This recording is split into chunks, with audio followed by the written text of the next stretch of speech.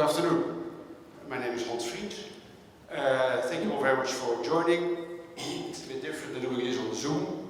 For the first time in person, I'm going to have a great discussion about the role of critical data in a great panel here. We have, let me quickly introduce them, because we have Jared here sitting next to me, Regional Head of External Regulatory Affairs at AT&T, and Tech, Media and Telecoms Co-Chair. Next to Jared is Priya, Head of Public Policy and Regulatory Council, Verizon Enterprise Solution and the Cybersecurity Co-Chair. And at the end we have Christopher, Head of Region US, Asia and USA. That's a big region, Chris. At Access Partnership. Yeah, good. So I'd like to propose, if you can first say a little bit about actually what your company is doing in APEC and how critical data and data policies are for you, and some of the big issues, and it's all in 2 minutes. All right, let me get started. Yeah, go ahead. Good evening, everyone, and it's great to be on this panel today. I realize I am not the only woman on the panel, because there will be many more women speaking today. I'm Priya. I lead public policy for Verizon in the Asia Pacific region. For those of you who don't know Verizon, I'm sure everybody knows, but we are a global technology company, and we provide services to 99% of the Fortune 500 companies. The Asia Pacific region is of strategic importance to us and our customers. Typically, our customers would be, again, Fortune 500 companies looking for connectivity needs across the globe, and Asia Pacific is one of the important destinations. And considering the fact that Asia is a fast-growing economy, we are investing a lot. Especially in Singapore, we've recently built up our innovation center, wherein we want to showcase and promote and accelerate the adoption of 5G solutions. And talking of 5G, as all of you know, we have been instrumental in bringing 5G in the US, and we've recently launched private 5G globally and for APAC markets as well, in collaboration with Nokia. So we're really excited with the opportunities that 5G holds for the future, and we are glad that we are part of that journey. Thank you. Can you please explain a bit more, why is Verizon opening a research center for 5G in Singapore? So Singapore is, I think from a policy perspective, a lot of regulatory certainty and legal clarity, and we see that Singapore is a great place to open up an innovation center. So we've been in this market since 2000, and considering the fact that a lot of our customers are actually now also moving their hubs here. So we believe that this is the right place to be in and support a global innovation center for Verizon. But just to be clear, because you will not be rolling out any of these 5G networks in APEC. So just to clarify, we will not be operating in the public 5G space. I'm talking more about the private 5G, which is the business enterprise 5G. Yeah. Very clear. Jared. Great, thank you, Priya. And it's just exciting to be in a live space with live people having a real conversation. So happy to be on this panel with my highly respected colleague Priya and Chris as well as Johan. So thank you for that. AT&T and WarnerMedia in Asia Pacific as well as globally really span the whole TMT spectrum. And so very excited for the conversations we're going to have today, but also for the fact that in the years that we've been operating in Asia specifically, we've really watched TMT discussions, technology data, take over a lot of the priorities of many of the customers that we help go to market. So outside of the US, we really focus on a couple of things: secure networks for communications, IoT, and then bringing entertainment and education and information to folks around the region. So whether it's in the theater, at home, or on the move through iconic brands like HBO or Warner Brothers. But for the purpose of this conversation, I think what's really relevant is the work we do with enterprise customers, including the vast majority of the Fortune 1000 customers, as well as international enterprises based outside of the US. And so as they move overseas, and as their businesses are really trying to take advantage of digital, both for internal efficiency, but very often we're seeing as a part of their ESG play, they're recognizing technology and data movement can help them become more carbon neutral and can improve and support a lot of their activities that help them drive efficiencies and to operate in a way that's good for the environment. So as we encounter conversations with governments across a lot of these areas, the ability to move data, centralize data, and other things, then we're really encountering it's not just tech companies in that conversation, it's manufacturing, financial services, and who can imagine the advances we've seen in 1 year in terms of medical research if folks weren't able to share that information border to border. So I'm really happy to be here and to join this discussion. Chris. Great, thanks. And I'll echo Jared's excitement, especially since this is the first time that I've worn a tie in over a year. And I'm thinking, Jared, maybe you should have gone all the way. I see some friendly faces in the audience, but for those of you who don't know, Access Partnership is the world's leading tech policy and regulatory consulting firm. We do a lot of work around the world, primarily to help move countries to fair tech, and what that means for us is helping companies, organizations, and governments craft the rules for how tech is used so that it can be used and markets can be opened up on a long-term and sustainable basis. Here in Asia, we've done a lot of work in the data space, especially around privacy and cybersecurity, helping understand why governments and other stakeholders are looking at policies and regulations the way they are, helping understand the landscape for those across the region, and helping navigate both sides of debates around how data should and can be used effectively and without harming people. One good example on the security side, just to give a flavor for what we do, is we run a coalition on cybersecurity in APAC called CC-APAC, and that is really dedicated to helping companies and governments craft policy for cybersecurity that's positive and really both helps business and helps governments attain what they want to do. That's us. Yeah. So can we talk a little bit more about, because the landscape is changing fast, and there are major issues you're facing around data security, privacy, as Chris already mentioned, and data localization. Can you say a little bit more about how big those issues are, and how you are navigating them around the region? Yeah. Priya, go ahead.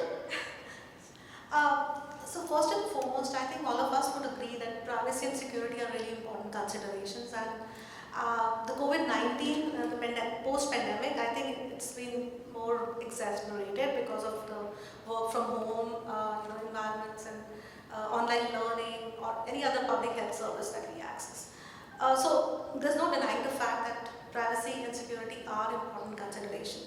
At the same time, we also have to understand that for policies to be consistent and to be stable, for the business to continue to innovate and invest, it's important that we continue to have consistent frameworks in the region.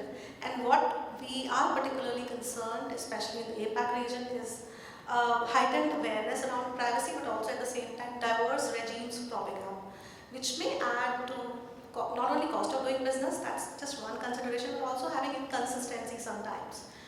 Being a telco, I think Jared, you would agree with me, we are already subjected to a lot of sector-specific privacy and cybersecurity obligations. So that's something that's already been taken care of.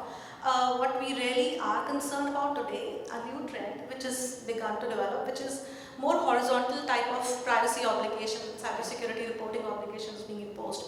So I think at a minimum, policymakers should look at making them more consistent, having more horizontal instead of sector-specific approaches to some of the privacy and cybersecurity frameworks would be really critical to make sure that there is continued innovation and investment happening. The third point I'd like to make is around data localization, which again has become a very important consideration. To me, it should not be where the data is located, it is how the data is protected, which should be important, because I think one of the key concerns of policymakers and all the stakeholders is the security of the data. So it should be how the data is being protected in line with best global practices, which is much more important. And the last point I'd like to make here is, it's not every kind of data that needs to be localized. I think we also have to, the especially the policymakers also have to kind of flesh out what kind of data needs to be stored, where it needs to be stored locally, because we see different approaches, especially in this region where the classification is based on sector-specific requirements, what kind of data is being stored where, strategic data or critical data. So I think we need to narrow down some of those things. And finally, the last point I'd like to make here is, for any of the privacy frameworks and cybersecurity laws to work, they need to be very, very transparent and interoperable, because when you work in a global world, you want to make sure that you give the businesses the flexibility instead of prescriptive approaches to doing business. So those would be my few points. And I appreciate the fact that you started with the concerns about privacy and the fact that really a lot of these things that folks are grappling with, they're very valid concerns, right? Every government has a responsibility, as a business does, to protect their stakeholders, to ensure privacy, and also to try to get the maximum value they can out of this digital economy. And so I think that one of the points that came across from just what you've said is there's this thought of what is the concern and what's the proportional, regulatory response, so that when folks are addressing these issues, more than ever, because things are changing so quickly and because it's becoming such an integral part of our lives, the benefits of collaborating both across businesses, between government, businesses, and civil society really are key, because otherwise I think you have the risk of either two things, many things, but two that are prominent in my mind. One is the risk of addressing issues that either create or don't truly resolve the problem you're trying to account for. And then another part, which is coming up with things that are very siloed and not interoperable. And so this is where I think that folks that operate across a number of countries are in a position to help governments as they try to figure out what is the real concern that they're addressing, and how can business play a positive role in helping to frame those issues and recognize how they can be addressed. And I think, again, it goes back to this public-private cooperation and communication, because many of these issues, they come down to trust. And when things are changing quickly, there's an impulse to not want to trust or to recognize the one or three cases where maybe I've moved faster than trust and had bad consequences. But I think good policy can play a huge role in creating an environment of transparency and trust. And I think, Chris, you're in a position to see this across many industries, so I'm curious how you react. Thanks, Jared. Yeah, maybe pick up on the localization piece and the interoperability piece. Those are both, like many things in this world, bear on trust.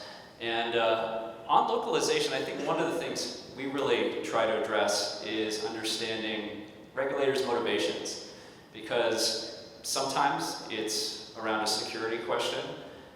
Are they actually protecting their citizenry, their businesses, their government systems? Sometimes it's on a privacy side. Other times it's motivated by more economic interests, whether that's protecting what they see as incursion in foreign businesses, or the perception of too much power in particular gatekeepers. And understanding that helps, I think, businesses and organizations understand how to best interface with those governments. Understanding, for instance, if it's a security issue, is it because they have real concerns around certain categories of highly sensitive data, whether those are inside government systems or healthcare data or financial services data, and understanding then that maybe a blanket localization mandate isn't necessarily the best way to protect those things, while still trying to balance the ability to move that data between countries and ostensibly allow digital businesses to operate effectively in their markets. On the economic side, if that's really the driving motivation, tackling it from an understanding that a lot of this cross-border data flow can actually be super beneficial to their local businesses, both large and small. So I think that that's a key thing to think through as we navigate these questions here in Asia. On the interoperability side, I saw in the point of view paper there was a discussion of just how challenging this is here in Asia Pacific, given the range of political, economic, and cultural diversity that we see. And it really does then behoove this region to find ways to tackle that. And one of the things noted also in the point of view was from a principles basis, which is absolutely important.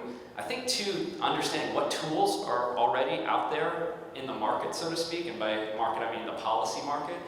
And just two quick examples that there's been a lot of discussion around, some success, some momentum, but sometimes challenges. One is APEC cross-border data privacy regime, and that's an interesting one. It really has attempted to find a way to allow operators to move data between jurisdictions in a way that is secure, taking ABE's maxim, cross-border data free flow with trust. And it does it in a way that essentially establishes national certification regimes that allow those organizations to get certified and then be able to move the data between their different offices. That is the type of thing that could be useful. It has its own issues and challenges, but it's not just one that's important here in Asia, but potentially even more broadly around the world. And there's discussion right now around how they might even migrate that from an APEC-only mechanism to a more global mechanism that will allow non-APEC economies to use it. The other example would be just announced at the ASEAN Digital Ministers meeting, a range of ways and tools to help promote interoperability here in ASEAN. Things like model clauses for small businesses or large businesses to transfer data between their different entities. So there are a host of things that are out there, and they can really be looked on to help drive that. I have to add on to that, this whole concept of the ASEAN model contractual clauses. It's hard for us to get our lawyers excited about anything. And when we shared that with them, the immediate reaction of everybody is like, wow, this is addressing a real issue. Let us look at how we can use this first for intercompany sort of entity clauses, and then expand it beyond. So I think it points to the fact that really Asia is becoming a policy leader and creating a lot of this breaking ground in places where maybe we would wait for it to come from other places before. So it's exciting. And this typically where are they? Clearly, I think you can look to a few points of real leadership, right? We happen to be in one of them. I think the conversations that Singapore is having in Champion are great, and I think that we can also look at, as we go beyond just sort of contractual clauses, and look what's happening in terms of people defining how are we going to work with AI? How are we going to put society 5.0 so that it's people-centric, so you see coming out of Japan. Good thought leadership. Australia is really wrestling with these questions, and I think what we're going to see is it's not going to be happening in only one place. And this is why I think government-to-government cooperation is so key to getting to good outcomes. Mm-hmm. Can you give some examples where governments actually are working together on this? So I think the fact that, well, I'll just go back to the Singapore example, right? And when it goes to models for AI, and I think many of the businesses in this room have helped participate in what creates a good AI environment. They've put these things out there in Davos one year, but they haven't just put it out as a publication. They've really actively sought input, not from just the business community, citizens, governments, and they've come back to show that this is a process that is building and growing on itself, so folks are making an impact and having their concerns realized. And just in the years that it's happened, we've watched AI accelerate, and the importance of finding good models for that just grow. There were a couple of examples in the point of view paper mentioned, and one in particular around digital economic and digital trade agreements. And these are important mechanisms because they really force governments to have a conversation and ensconce actual commitments on paper inside either a bilateral or a multilateral or plurilateral agreement. And there's, I think, a lot of scope to do more here because it really does force governments to the negotiating table and understand exactly what their commitments will be. And those things then will translate directly into national regulation and policy. So what would you recommend we can do to make that happen? I think absolutely one of the things that many of the companies in this room and stakeholders in this region have done is to encourage their government and the various governments in the countries they operate in to partake in these agreements, to find ways to shape them productively and to ensure that there's a business voice to these negotiations. That's sometimes a challenge, as many of us who have attempted to talk to trade negotiators have found, but I think that is a key element, and to do it across the board. Leverage the leaders, leverage people and countries here that are ahead of the game, like Singapore, Australia, Japan leap to mind. But also don't forget, the Indonesias and the Vietnams that have traditionally had somewhat more challenging domestic views on how this will work out, and understand that you have to have that conversation with them as well. Understand what is barring them from signing up to these agreements and seeing if there's ways that you can find mutually acceptable terms. Just wanted to add, and building up on what Jared and Chris said, I think USMCA is a very good example of some positive commitments on data flows to my mind, which is coming to as an example. And then closer home, I think US-Japan Digital Economy Agreement and Singapore-Australia Digital Economy Agreement are also positive affirmation from like-minded countries in the region who've kind of made some positive affirmations around data flows and building a digital economy with solid foundation of trust. So I think those would be some of the examples that countries could look at, both from a bilateral and a multilateral perspective, to kind of drive the conversation, especially on data flows. And we look at rapidly increasing data flows. Are any concerns about an asymmetry between access and data? Joe, start? Or I'll be happy to. I think we talked about this asymmetry question among different panelists, and there's so many ways to look at it, right? But ultimately, data is so critical to everybody right now that I think the first asymmetry risk is really very often income lined, right? Whether you're an individual or a region or a country that is relatively less connected and relatively less integrated into data, you have less of an advantage and less of a chance to benefit from it. So this is really like starting the race from behind. And so in the communities we operate in, I think especially in the US, it's one of those areas where Priya's company and my company might fight it out for customers, but there are certain things that really are good for society. In recognizing we need to close things like the homework gap. We need to get people more access to data. And then the other one I would think is just to use examples is helping businesses expand overseas so that if you're a small business, you've got the access to the resources to find these broader markets, and that you've got the outreach, you've got bigger companies that can show you the example, provide you infrastructure, do a lot of these different things to help you globalize, to help set that field more equally. I think there's probably going to be 3 spins on this symmetry as we go across the room. Let me stop there. Yeah, and I'll probably decouple through this question in 2 parts. The first part would be around challenges of access and connectivity, and that's something very close to Verizon's heart. And as Jared mentioned, in our US domestic market, Verizon has been at the forefront of this discussion on how we can really include, do some initiatives around digital inclusion. We've recently kind of launched a program, broadband benefit program in the US, which is around digital inclusion, affordability, and access and adoption.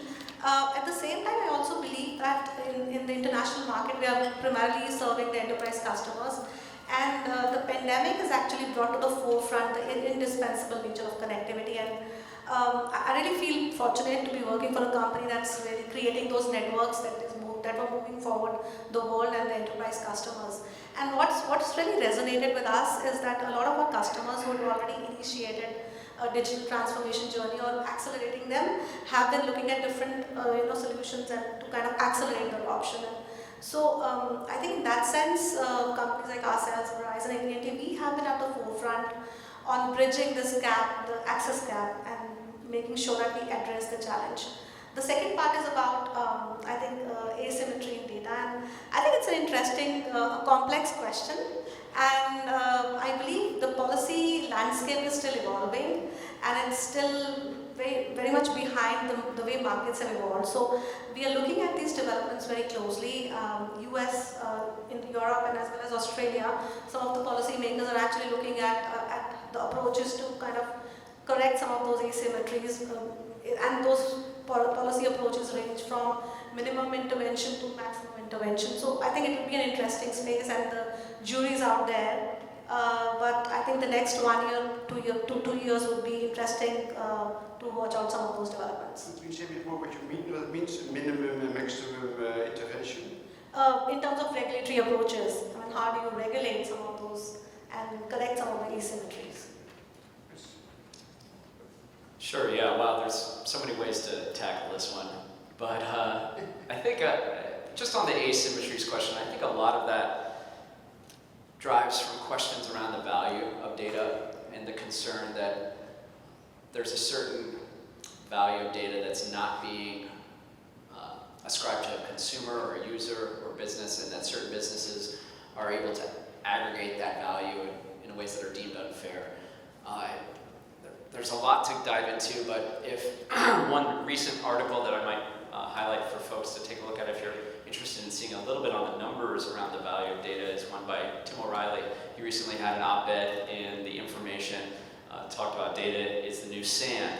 And in that article, he kind of parses through some of the value, both numbers and gets down to Facebook's average revenue per user being $29 per year, and which he calculates down to about $7.50 per user on a profit basis. He does a similar calculation for Google. Not saying that those necessarily say one thing or the other, and he ended up actually taking the article in a way that I don't necessarily agree with, but if you're interested in delving into that, it is thought-provoking on what value is ascribed to data and whether data by itself is valuable or if it really needs to go through industrial scale processes to drive value from it. I'm going to just put a pin in that for now, that on the other side of it, around access, I do think that COVID has really driven a new light and spotlighted still huge ongoing inequalities in access in digital services and connectivity just in general. And what we're seeing is a recognition, at least among governments, that this is a problem. Many already knew it was a problem and had been working, but I think the COVID crisis has just focused their attention so much more adroitly on actually doing something about it. And we're seeing this come out in a couple different ways. One is big new programs. The Korea government put in a program at a level of $56 billion between now and 2025. I mean, that's a huge number to really address digitization in the country. You've got the Japanese government standing up a whole new digitization agency to tackle digitization in Japan.